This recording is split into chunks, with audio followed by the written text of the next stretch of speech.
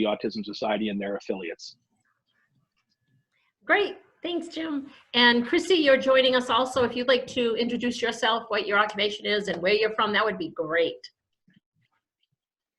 Okay, my name is Kristie Lofland, and I am now an independent consultant also because I have retired twice.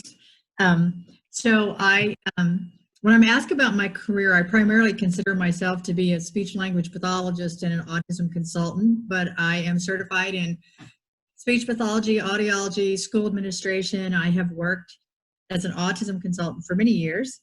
I've worked in public schools, in medical clinics. I've worked in gen ed and special ed administration. And then my last employment was with the Indiana Research Center for Autism. I was an educational consultant there for 8 years. Great. So I think one of the things that, this is obviously a webinar, and also we're recording it and we're doing Facebook Live. So we're looking for people who have questions and concerns that they may be able to ask you as professionals.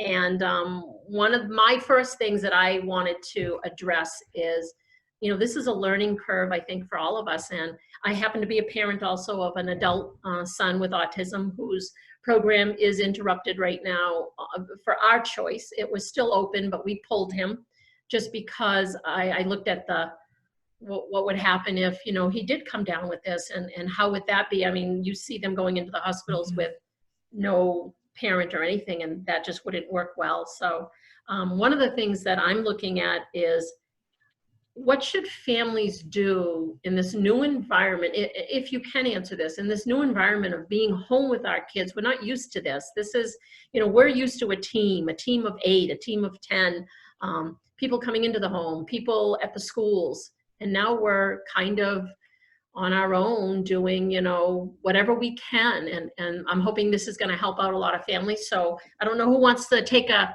stab at it and try to answer that. I'll go first. Okay. Yeah, I'll go first. I think, and Cathy, I do still think that you can have a team. We're a team right now on Zoom. We can work together and we can talk to people and we can ask questions and we can say, what are you doing?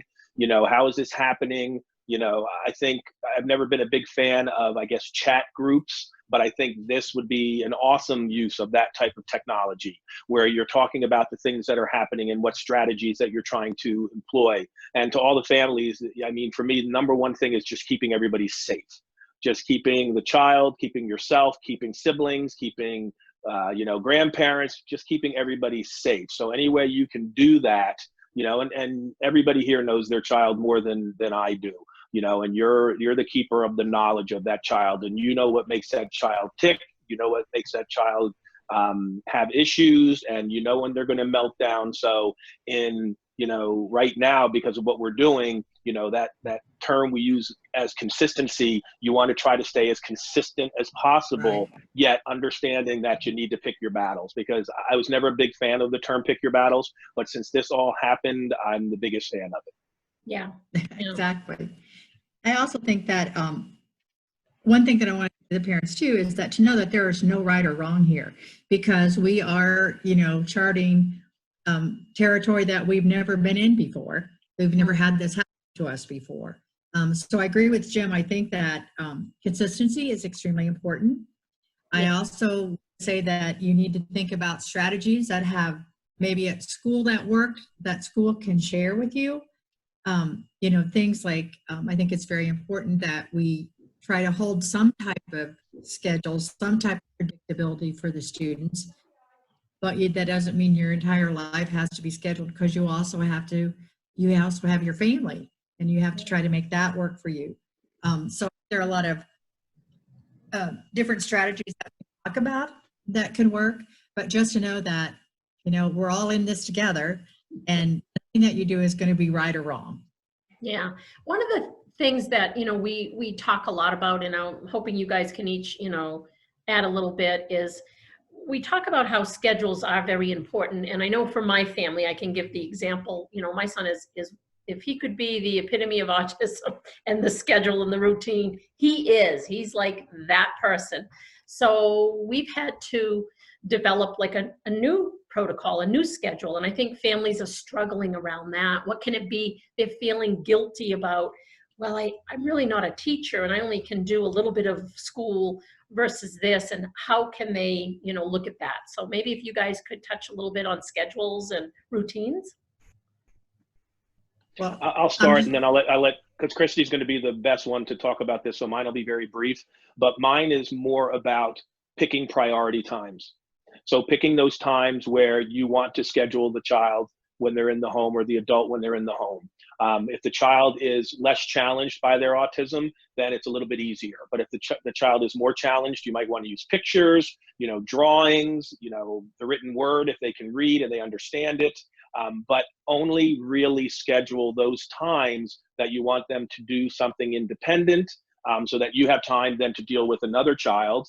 And it might be another child that's on the spectrum that's at a very different place than the first child.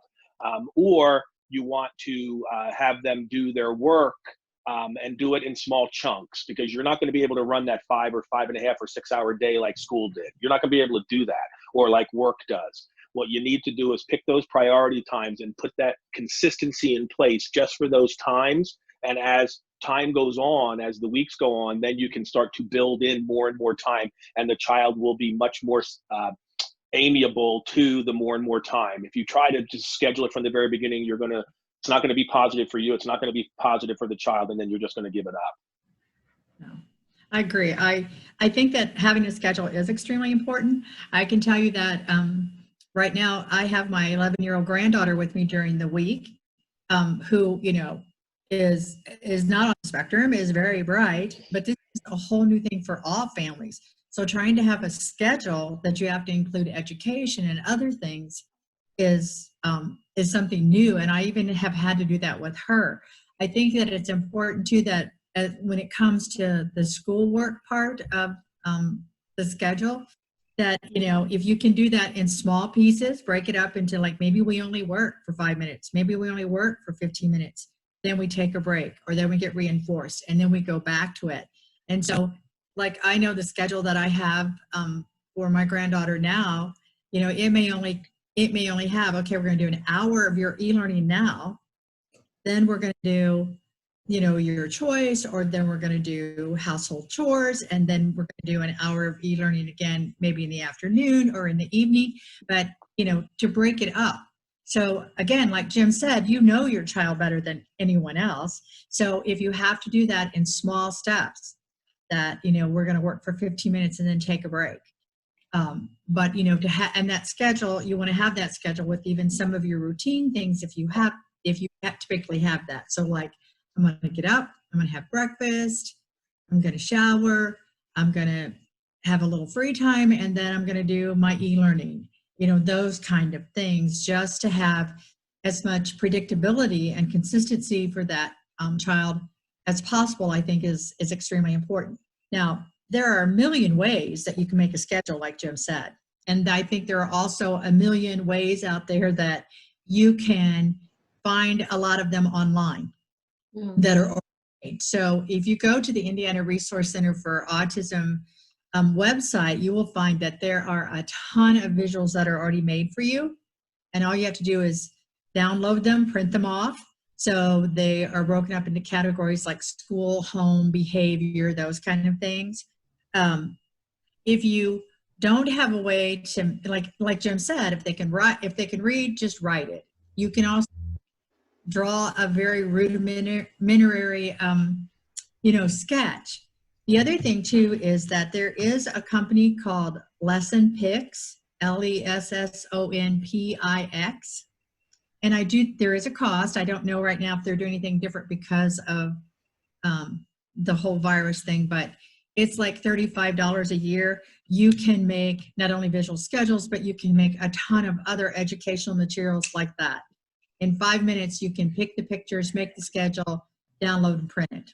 It's really easy. So if you're trying to look at, what kind of materials I can use for a picture, that's one that I would definitely recommend. The other thing is make sure that with your schedule that you have some kind of oops, to say, oh, we were going to do this today, but now that's not going to happen. So do I just have an oops card? Do I have a bright colored piece of paper that indicates that, oops, there's a change in schedule? Yeah. You know, Can I've you done a lot. repeat the website again? I have one of the attendees who's asking and they didn't Okay. capture it, and then we can put it in too, so everybody else will have it. For the IRCA or for lesson picks? Yeah, for the Which one? IRCA, and then The one that has, it's the Indiana Resource Center for Autism. If you just go into that. go into that, and we'll Google pull it that up and we'll in. dump it in so everybody will see Right. it. Then Tara will get that and list it. The other one is called Lesson Picks. It's LESSON PIX. PIX. Okay, great. Tara will put that And in with, the box. yeah, because with Lesson Picks too, if you've made, like I've made different visuals for students, and then I am willing to share those. So Lesson Picks has a whole library of things that are already made for you. Oh, good. You know, so that you don't have to say, oh, think about how am I going to do this? What am I going to put in order? And then plus you can make changes to anything also. Yeah. And I would just add to that the biggest piece to me would be when you do whatever it is you're doing with the individual, make sure that when they do go to their break or to their free time or to their choice time, that you set a timer so it's very consistent that they're coming back in 5 minutes, 10 minutes, 15 minutes, even if it's a tickler for the adult to know, okay, I need to get restarted, because you might start doing something with another child, you might start doing something with somebody else, the phone rings, you're online, whatever, you know, and you don't get back to it, and then you lose, the kid was supposed to only be off for 10 minutes and 25 minutes goes by, and then you try to bring them back and you wonder why they're having a problem. Well, they're having a problem because you're not being consistent enough with the amount of time that they have. Yeah, and I agree.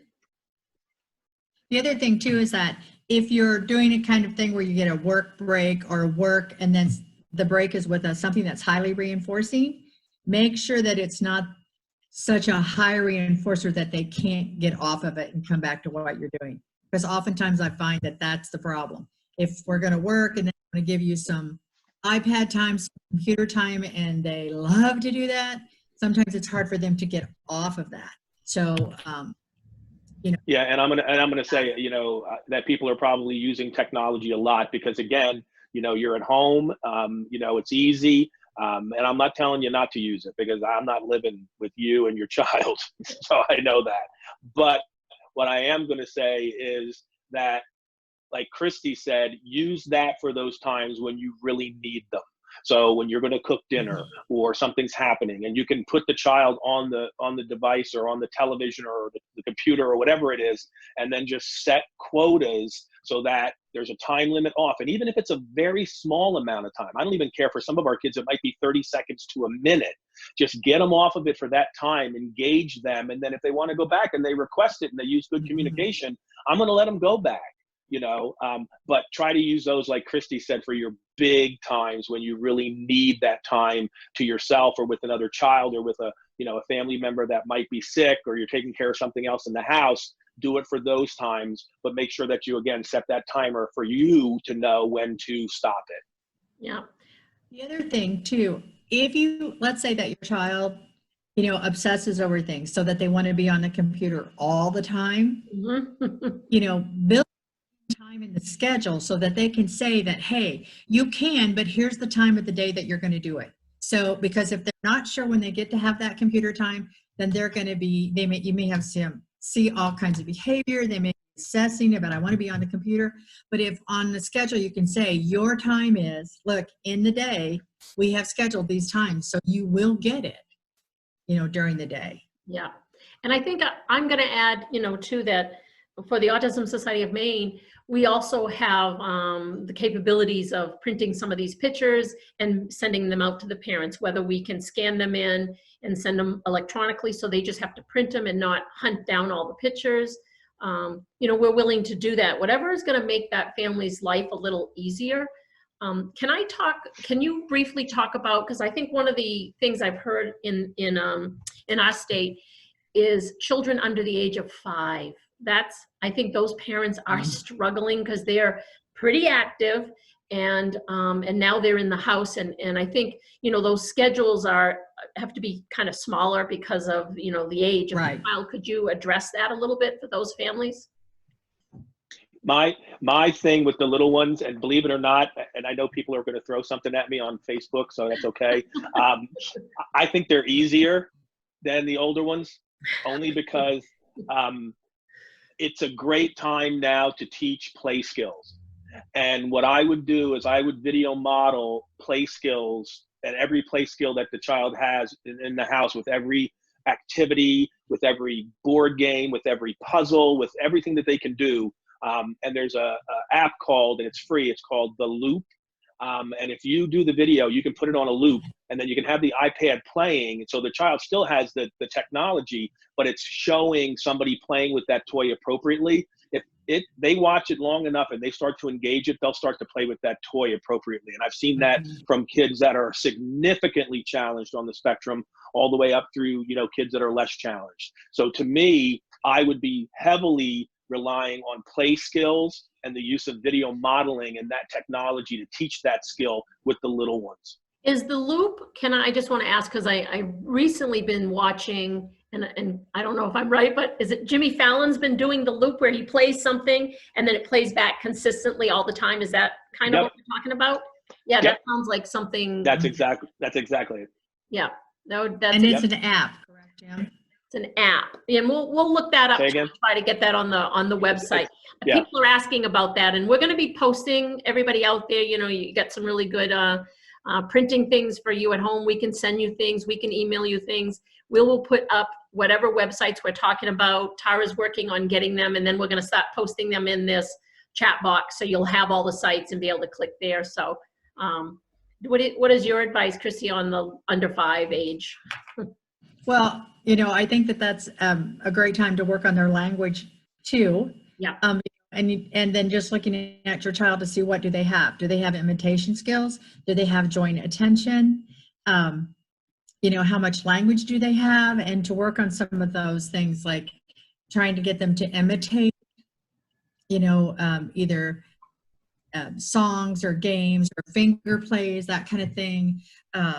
Doing pretend play, like, oh, let's get this container and let's pretend that it's a mixer, and how can we do that? Or just kind of teaching play skills and break those down. So let's say that your child just likes to line up cars. Well, how can we get them to say, oh, we can try to get them to imitate us, do this. We're going to try to run the car. And then we might set up something, a cardboard box where the car has to go into the garage, those kind of things. Yeah. I think working on language and imitation skills and joint attention, trying to get to point to pictures and books, those kind of things would help too.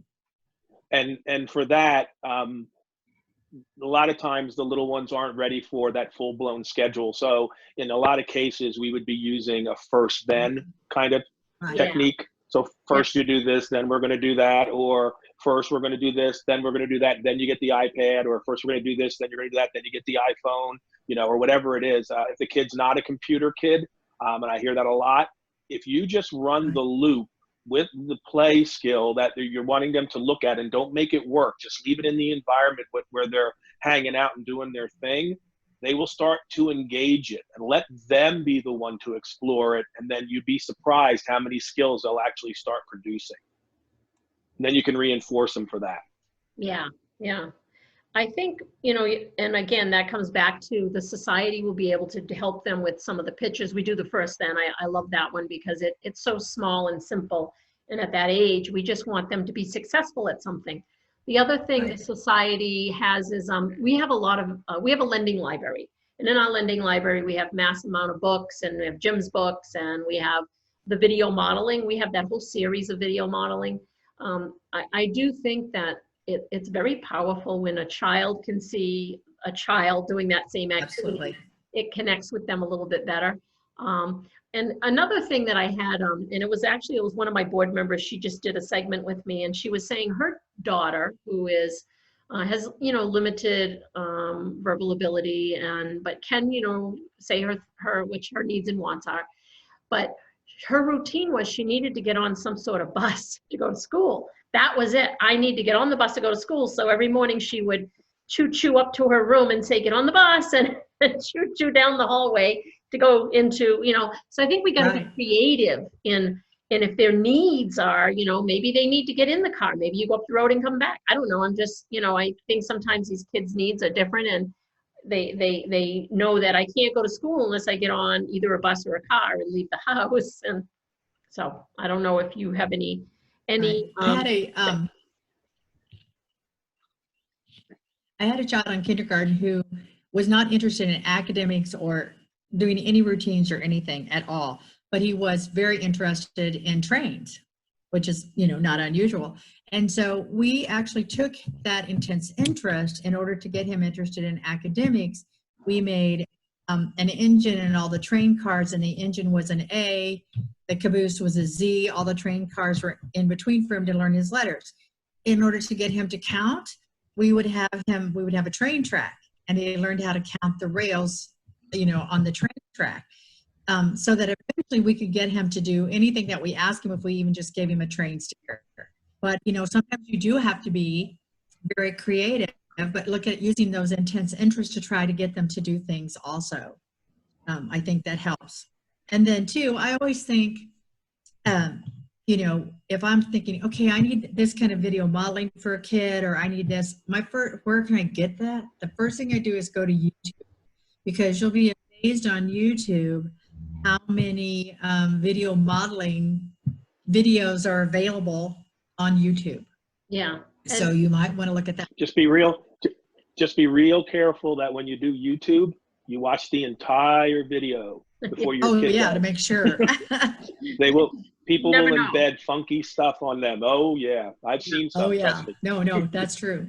Yeah, so I do think that there is so much out there for families, and this is, you know, we built a page on our website. The minute this hit, we said, okay, they're going to need a one-stop shop type of thing. So we built on our website, it's a family resource page during the, you know, coronavirus, and all these agencies, they're all coming up with their own unique things that they can do with families, with the children, whether it's school-based, whether it's craft-based, whether it's, hey, these are just some great zoos that have, you can check in on the animals. So we built this page, and that's where our webinars are. And we also started what we're calling Coffee with Cathy, Cathy being me. We do that every Friday on Facebook Live and we have special guests that join us just to vent out some questions, or families just to say, hey, I just needed this today. My whole thing with families are, look, if you're feeling stressed, and I would think many of them are, take 10 minutes for yourself, grab your cup of coffee and your bag of cookies and go in the bathroom and take 10 minutes. Right. Because, you know, the children will feel that. And call somebody. Yes. And call and talk to somebody. Yeah. So, and we wanted to make sure that families know that they truly aren't alone. In a lot of the presentations that we do, we talk about the isolation, and a lot of families have been logging in saying, now everybody knows what isolation really feels like for some of us families. And in some ways, I agree that, you know, some families do feel very isolated when they are in their homes and they feel like they can't go out into the communities. And now we're all in that position. I do have people that are asking things. Somebody wanted to ask the question about, what about a high functioning older student like grade 6? You know, and I'm not sure if they're looking at, what about a schedule, or are you talking about behaviors or something? I don't know if it's schoolwork based, so maybe she can reply and kind of fill us in on what she wants. Well, I think from the school-based piece, I mean, those kids, you know, again, I think are going to be the ones that can probably access a lot of that online, you know, e-learning, because I know most of the kids that I work with, you know, they're challenged by that e-learning, because for a lot of them, they're not going to be able to sit there in front of a screen without some type of support to be able to produce what it is that they want you to produce based on what you're watching on the video. That's why I think the video modeling is so important, because it's done through repetition. The kid can see it over and over and over and over. And to that end, another thing I would suggest is, if you have a team of people, or even with your school personnel, if you've got a sibling, if you've got a sister, if there's somebody else in the house that's living with you, so however your situation is, have them walk you through how to do it with the child. So it's almost like telehealth. I've done telehealth a lot in rural areas, especially in West Virginia, where we've been able to Skype in, and then the person that they've had, a neighbor, you know, and I'm not saying a neighbor now because obviously you can't have that, but somebody in the household, like a sibling, can sit there and sit with the child and do the discrete trial or do the learning with the child, and I can walk them through it, you know, remotely, to tell them, oh, that's great, or do it this way differently, or, you know, can you do it this way? Do you know what I mean? Yeah. Because even as a family,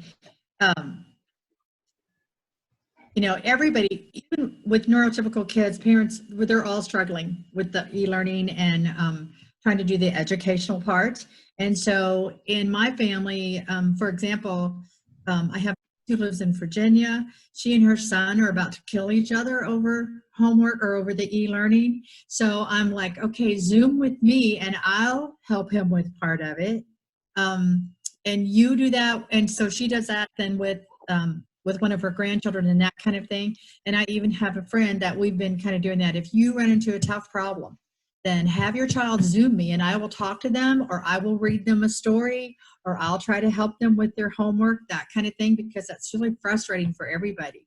So, you know, when you think about your team, think about either family members or friends that you can call on also. Yeah. And Jennifer just, somebody just posted on our thing that they did a social story. They created a social story geared towards preschoolers. Right. It's called The Coronavirus and Preschoolers, Why Do I Feel Sad? Jennifer, that's a great idea. I think, you know, kids, sometimes they don't know what they're experiencing. Our website, on our family page, we have a coronavirus social story. We didn't make it. It was done by the Howard County Autism Society. They made it, so we get to share it as we're a part of national. So I think anytime you can inform kids on what's going on at their level that they can understand, it's a good thing. And I like to see any. Well, and to that end, Kathy, I think that's a great idea. And to me, you know, keeping them informed, but number one, being very concrete, being very factual about what's going on. And, you know, letting the child know, you know, based on the family unit and what's going on, you know, how their routines or how their schedules may change based on that. And I think those are key components to anything. And always, you know, and I stress this so much, always assume competence. I don't care how challenged that child is, read them the story and let them show you what they understand about the story. Yeah. Don't just take for granted that they're not going to understand it. Just, you know, read it to them. And again, this is another one of those things that through repetition, you need to do over and over again, because you may get sick of the story, but the child may never get sick of the story. Yeah. And there are also a lot of social stories out there about the coronavirus that are very good, that are already available to you. And so again, you can just Google in, you know, social story on coronavirus, and you'd be surprised what you're going to find. Yeah. The other thing, when you're talking about the higher functioning student, you might find too, just something that might be of their interest, or, and I'm just going to give you, for example, my granddaughter really likes insects. And so we found an ant in our house. And so she was really interested in that ant. And so she started doing research about that ant. And then I ordered an ant farm to come, which I hope will stay sealed up. But it has been amazing with her doing research on the ant, and just watching those ants in the ant farm has kept her entertained for hours. So I think about, you know, if you have a higher functioning student who has a particular interest, is there any way that you can incorporate that interest in their day, or something that may even be close to that? Yeah. And I think I want to shift a little bit here, because one of the biggest things that people were asking me about is behaviors. So yep. I'd like to get on that topic now. You're so funny. Jim, maybe you want to start. Yeah, well, you're so funny you're saying that, because I was just about to say we only have a half hour left and we haven't even touched behavior yet. So, okay. and that's what the talk was. But to be totally honest with you and totally upfront, ethically, you know, even if you had questions based on a child that I haven't seen yet, I haven't assessed yet, I haven't been able to work with, I couldn't really give you any strategies on what to do in those crisis situations. Right. But having said that, there are things that families can do to prepare for it. And to me, the first thing is to signify an area of your house that is going to be the safe area. Now, it's not in a closet, it's not in their bedroom, it's not where you can shut a door on them. It is an area that is, if you can use tape and tape it off and it's in the corner, or if it's a couch, or if it's a chair that's comfy and soft. And when they start to show you some pre-signs that they're getting ready to melt down, or they're already starting the meltdown, direct the child to those areas and have comfortable, like beanbag chairs if you can, blankets, pillows, where you have soft things that if they start to get aggressive or self-injurious, then you're able to block it, number one, to protect yourself and the child, but also to not have them harm themselves. And every time you see that, start to direct them there. And I guarantee that through repetition, when the child gets used to it, I have a lot of kids that I would have never thought would have been able to actually do this, and they have, because they've gotten so used to it that they even feel that they're going to start to melt down, and they'll time themselves out in those areas. But don't put them in that area for any other thing but for when they're starting to have a meltdown. And then redirect them non-verbally back in there, because all the redirection and all getting them there is going to be manual guidance, and it's going to help them to get there. And then also, once they're there, you're going to bring them out when you feel they're comfortable to come out, not when they're comfortable. And one thing that I think that is really important too is, which is really so hard, but to try to remember to use some kind of visual support as opposed to verbally talking. Because you start doing a lot of verbal talking, then I think a lot of times your kids just shut down, they can't process all the information. And so a visual support doesn't have to mean that you have to create something that's pretty and that kind of thing. It can just be pointing. It can be that first then, because many times I found that first then, if I say first you do this, then you get that, and they can say, I don't want to do that. Well, those kind of kids can engage you to death in an argument, and you don't respond back verbally. You just continue to point to first then, or you point to an area that I want you to go, or an area that I want you to set in. But to try to remember, to try to cut out a lot of verbal information, especially when you're seeing behavior start. I had one person who asked that, what would you use to block a child if they are becoming aggressive? What would be, again, these are homes, so. Yeah, no, well, the cushion of a couch, a big pillow. If you have a beanbag chair, I've used a lot of beanbag chairs in just redirecting kids back into that safe area, and then also for the couch piece too, when they're trying to hit themselves, blocking those with the use of some type of pillow or some kind of cushion from a couch or a chair. Yeah. You're going to have to shut hang on a minute, Yep.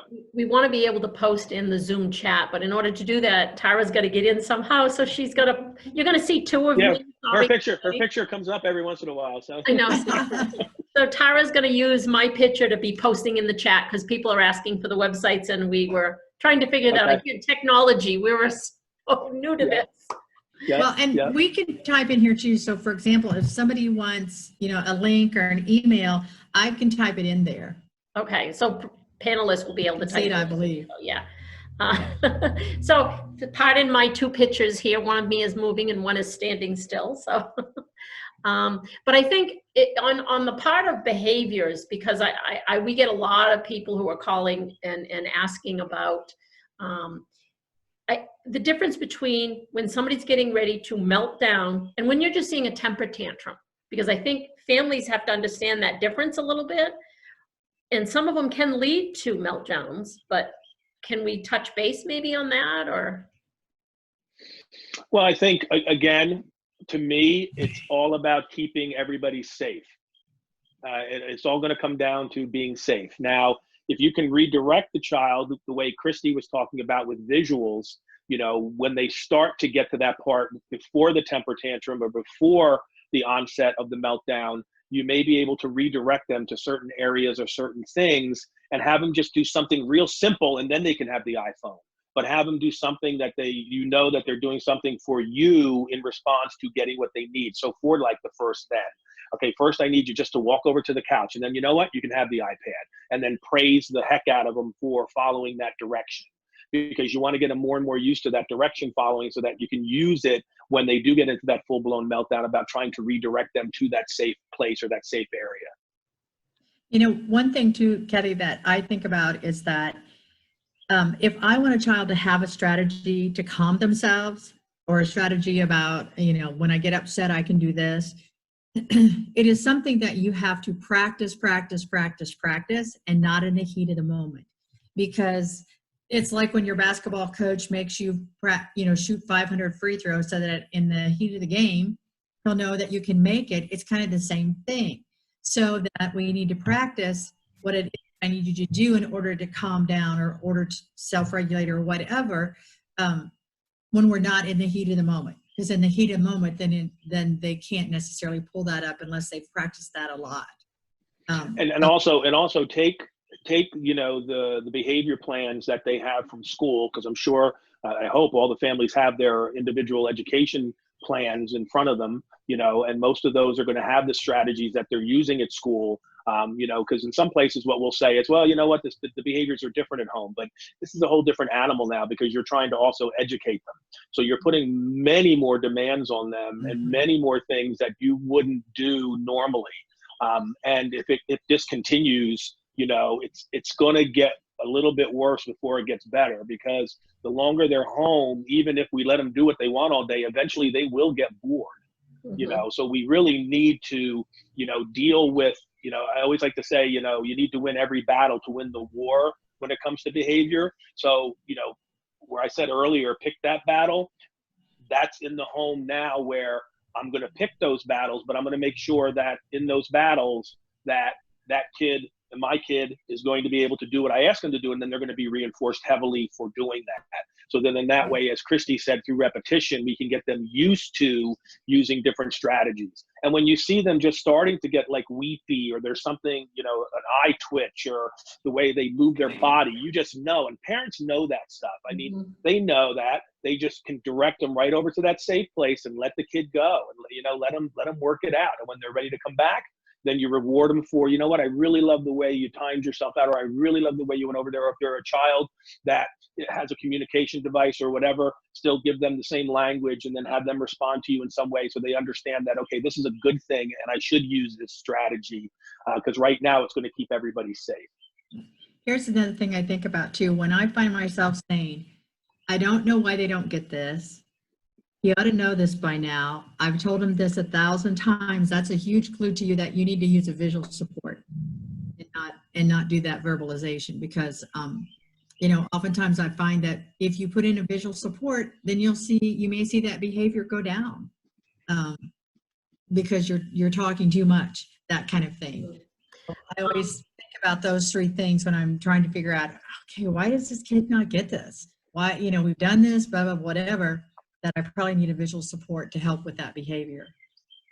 One of the things that I was going to ask Jim, hopefully you might be able to respond to this, but if families are doing like this school day and they're noticing at a certain time during the day that their child is escalating a little bit, do we look at the schedule and think maybe it's too much for him and back off of that? Do you think that's a good, appropriate, without knowing, the situation? But I'm just saying that sometimes we know there's a certain time, and I always look back at, what was happening just before. Is it too much? Is it what happening? Could you touch base on that? Oh, absolutely. And I think Kristie already eloquently, said it from a speech and language perspective even earlier, is, it's about the schedule. So if you know that at this certain particular time, and people don't also realize that when they start to get hungry, their blood sugar goes down, they might start to react to things, what's going on around them in the environment, or, is there another sibling there that wasn't there before, or is there, somebody else on the phone with somebody, or is he not, or she not getting enough attention? There's so many different variables, that can impact that. But the big thing to me is exactly what you said, Cathy. And I think, again, Kristie has already talked about, is putting the schedule together so that you elongate those breaks. Because but as long as you're in control of the schedule, you can elongate the breaks. Don't let the child elongate the breaks. You're in control of it, not them. Could you take a schedule and start out with a bigger break and then start decreasing it? Absolutely. In the behavioral terminology, it's called behavioral momentum. You could start their day off with their favorite activity of all to get them started and get them reinforced for doing it. And then from there, add in, first we're going to do the puzzle. And we know this kid loves puzzles. And then we're going to do the worksheet. Or then we're going to do our numbers, or then we're going to do our letters or our shapes or whatever it is, our daily, living routine skills, like unloading the dishwasher, setting the table, those types of activities. So whatever it is that the child is working on in their IEP that you're trying to implement at home through either some e-learning or other things, you can incorporate that into the schedule and start out with something that's really, really fun, so that when they get to the other activity, it's like, okay, this isn't as bad as I thought it was going to be. Yeah, and I think too that when you look at like their e-learning or what it is that they're going to have to, their lesson that it is for that day. So let's just say, for example, it's like counting or adding things, and they're melting down over the worksheet or over the activity that the school is asking them to do. Can you modify that activity? Because it's not necessarily about how it's done, but do they understand that concept? So if it's adding, and they don't want to add on paper, can we use some type of manipulative? Can we go and they can help unload the dishwasher and we'll count the dishes? Or, count cars or count whatever, but just, how can we change that format? There's a huge difference between can't do and won't do. And sometimes I won't do it because I haven't been able to do it for so long that I'm not even going to try, or I won't do it because the way that you're asking me to do it is boring or I don't like it. So let's try a different way. Because all I want to know is that my child can learn how to count. I don't care how he gets there. What are your opinions on when families want to try to use some sort of food items to help motivate? Do you have? You use what works. Okay. I know I work for food and drink. So I'm very motivated by that. So I totally get it. And and the child might, and if the child's been doing that in their school setting, then that's perfect. I mean, and those, when you're using food or edibles or however you want to, classify them, what I like to do is I like to use them intermittently for appropriate behavior. So when I know the kid's tolerating, when I know the kid is trying their hardest and stuff like that, that's when I want to pull those kinds of things out. I use the other bigger reinforcers like the iPads or the technology or the music or the puzzles or their favorite, Thomas the Tank Engine, those types of things are for the bigger reinforcers for me. But if they're a food kid, and they're motivated by it, and I know Cathy Kristie will back me up on this. I always like to have them request it, and anytime they request it, I'm going to give it because they're using their communication. So I want to make that and incorporate that into everything that I'm doing also. Yeah, and a lot of times I always reinforcers are kind of like one of the last things that I want to have to use. But if that's what I have, if the kid is motivated by food, then I certainly want to use that edible. The thing that I find though too is that I am very strict on not giving a whole thing. Like I know how to cut up Skittle with my thumbnail in about 8 different pieces, or just give you a bite of a cookie or a piece of the chip, because if I give you the whole cookie after 3 or 4 times, you're done because you're full, so I try to use smaller things, but again, you have to use what works. And then like Jim says, I would try to do that intermittently. Because anytime that you're reinforcing that kid, it kind of needs to be a lottery system. You got to keep them guessing in terms of what they're going to get and when they're going to get it and that sort of thing. So, again, I'm all about whatever works. Are we, because we're in this stage right now where a lot of the kids are doing things either online on their laptops, on their school computers that were sent home with them, on their iPads. Do you think that we're going to see some increased behaviors around the electronic piece when we're because now they're doing schoolwork electronically, they're doing this electronically. Are we going to see some increased behaviors when we're trying to pull that back, or what would be some advice around that? I'm going to yes. Now, when I was still working in the public schools and we were using iPads, people would say, well, you can't use the iPad for schoolwork and for a language system and for play or their interests. And I said, absolutely, you can use the same device. And so what we would do something as simple as we would take a big piece of red construction paper or green construction paper. So when the iPad was on the green, that meant it was your choice to use. When it was on the red, that meant it was teacher's choice or it was time for education. So, and also you can do that with social stories and other ways to make the children to understand that sometimes we're on your computer, we have to do schoolwork, and sometimes it's your choice. Because I am sure that there are a lot of families right now that are struggling for kids who, the computer or the iPad is highly motivating for them, and then trying to get them to do schoolwork when all they've done on it is play games or whatever is going to be very difficult. But sometimes just having a visual, like having a different colored mat, that will help them to understand that, no, this time this device has to be used for school purposes versus play purposes. And I just fear that this time at home, it will pass, they will go back to school. That's when I fear the behaviors being the most active, because I think going back to school or going back to their adult service agency or going back to work, even myself, I can find myself, I mean, I've been out of, work now for like 3 weeks, and I am like, well, yeah, I'll get to that today if I want to. And normally I'm like on top of everything. Yeah. And I'm even myself like reconditioning myself to be like, well, that's no big deal. And I'm like, and it used to be a big deal. You know what I mean? Yeah. So I think everybody's going to struggle with that. But, I just fear that, a lot of my kids, when they come back, especially those that are more challenged, are not going to understand. And then all of a sudden they're back in this place where all these demands were placed on them. And I think we're going to see a surge, in behavior at that point. So, I'll give Cathy, I'll give you a job and I'll help you work with it. But it's really going to be, I think, letting people have a toolkit to, okay, now how do we reintegrate them back into school? Right. I think we need a transition plan, because Jim and I have talked about this over the past few days about, oh my goodness, what's going to happen when they do go back to school and they've been home for 6 months. So I do think there's a way to develop a transition plan and to help the students, work back into that. Because I agree, I think it's going to be very difficult. Is there something that the parents could be doing? Like, so here in Maine, I was telling you that obviously we heard that our schools are closed for the rest of the year. So we're not going to see them go back into a actual building until September. And that includes families who have children in what we call extended school years. They're not going to have anything neither. And is there anything that a family could do, let's say a couple weeks before school is going to be starting, so we can be prepared for some of these behaviors that we're going to see?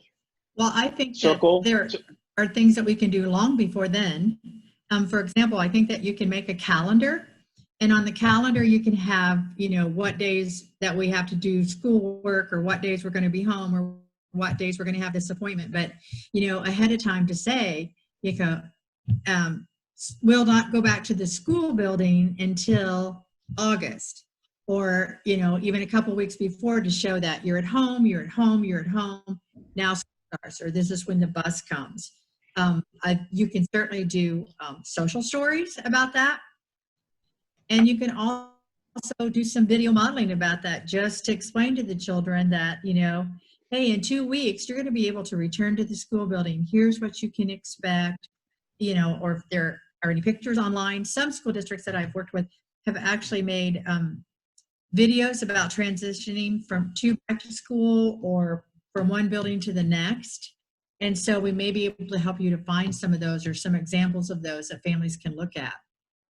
And I would agree with Kristie and say that, you circle dates, hopefully you'll know that date that they're going back. And if the child's not perseverating on it right now, let it go. Don't address it, because you could just bring up more, angst for yourself trying to do it. If the child is obsessing or perseverating on it, then I would do the whole calendar from now until September when they're going back, you know, and show them the different things and what schools and what are weekends and what are we doing here and how are we doing this and how are we doing that and what's going to go on here and when are we going to see these, or, you know, teletherapy here and all that kind of good stuff. So, but I would only do that, you know, towards the end with most of the kids, you know, with a social narrative just saying that this is going to occur. We just don't know when, because at this point we really don't. And you know, for those that are obsessing on it, I would do the whole from now on till they get there. Now, another idea that that I thought is, if I have a child that continues to ask me the same question over and over, when am I going to go back to school? When am I going to go back to school? When am I going to see my teachers? You can make what I call a question book, so that if it's a question that they ask you over and over and over again, you write it down in the question book with the answer. So when am I going to go back to school? We're not sure. We think maybe August. And then so the first time you answer it, the second time you say, look in your question book, or you point to your question book, so that they can still find that information without having to ask you over and over and over again and drive you crazy. But you have that information in there. Or you have a social story, so that every now and then you read that social story about, you know, we will be going back to school at some time. We're not sure when. We think it may be August.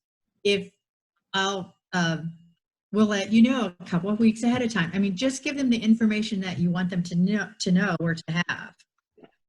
I have a couple of questions that came up that I know we only have 7 minutes or so left on our webinar. So let me take this one, because I think this one might be a good one for you, Jim. Megan wrote in and asked that she has a child who used to be able to use crash pads and swings, having a hard time. Mom tried making a crash area, but it's not working. Looking for a way to use things at home. Yeah, I mean, the crash pad especially would be with the couches and the chairs and building that type of thing. The swing is a little bit more difficult, but you can get the same stimulation from bouncing on a ball. You know, there might be some, if you have any OTs that you can consult to and ask them for, you know, compatible things that the swing will give the child the same, you know, sensory input that they're craving, you know, through other opportunities. So instead of swinging, it might be like going back and forth on like a teeter-totter little kind of thing that they have at home. You know, something at home that's a plaything that you actually are using for sensory issues when the kid is little, and then as they get bigger, they figure it out. Our kids still need that kind of input, asking that OT, okay, instead of that swing, what else can I do that's going to activate or deactivate the system that this kid is trying to activate or deactivate? And I think that a lot of times when we're looking at behavior, sensory will be the last thing that people look at, and it needs to be the first thing that they look at. So we have to make sure that we are meeting our kids' sensory needs, you know, throughout the day, or help them to be able to access it and that kind of thing. So I know that there are, I can't think of anything off the top of my head, but I'll send you the information, Cathy, about, you know, some sensory things on some sensory things that you can do, so that if you do have a kid that needs that deep pressure, like crashing, what else can I do instead? Yeah. Are some resources. So this is being recorded, so this is also going to be available on Facebook. They'll get to look at it and look back at all the comments and everything. So people have been asking about that. So don't worry, when the webinar ends, everything disappears. It'll be on Facebook and it's recorded.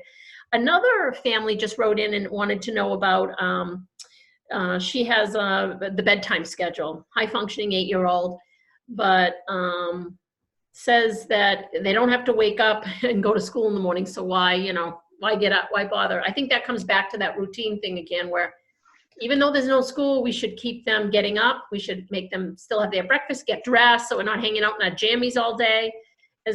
I mean, that's my thought, is that if this morning schedule can stay somewhat the same, and then that middle part where school kicks in is where you have to be creative. Any thoughts on that?